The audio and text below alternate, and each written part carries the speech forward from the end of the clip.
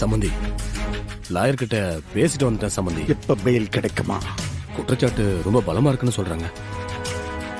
உடனே பெயில் கிடைக்கிறது கஷ்டம். இருந்தாலும் முயற்சி பண்றோம்னு சொன்னாரு சம்பந்தி. எல்லா லாயரும் பேசுதா மாதிரி இவனும் ப்ரொஃபஷனலா பேசுதானா? இல்லே, நான் வெளியே வந்தே ஆகணும்லே. சரிங்க சம்பந்தி. எனக்கு நிறைய வேலை இருக்கு. நேரமாயிட்டே போகுது. என்ன வழி? சனியனோட சாட்சி ரொம்ப ஸ்ட்ராங்கா இருக்குன்னு லாயர் சொன்னாரு. சனியா இல்லன்னா ஈஸியா பெயில் கிடைச்சிடும்.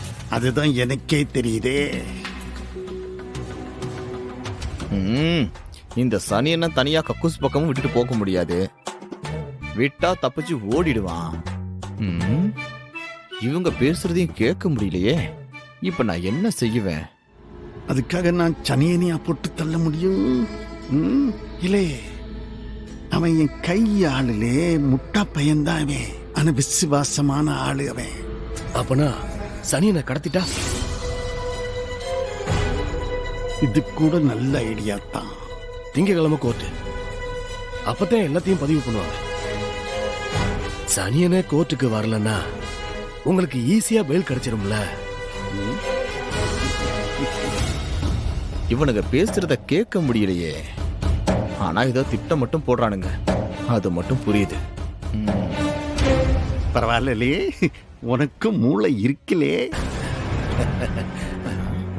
ஆனா நம்மூர் ரவுடி ஆளுங்களை பத்தி எனக்கு மட்டும் இல்ல, சனியனுக்கும் தெரியுமே.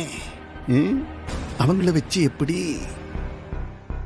இல்ல கடத்துறது நானும் தெரிஞ்சிருச்சுன்னா இந்த முட்டா பையன் ஏதாவது ஏடா கூடமா செஞ்சிட்டான்னா வெளியூர்ல இருந்து ஆளுகளை கூப்பிட்டுக்கலாம் சம்பந்தி. தூத்துக்குடி, திருநெல்வேலி பக்கம் அங்க இருந்தாலும் கூப்பிட்டுக்கலாம்.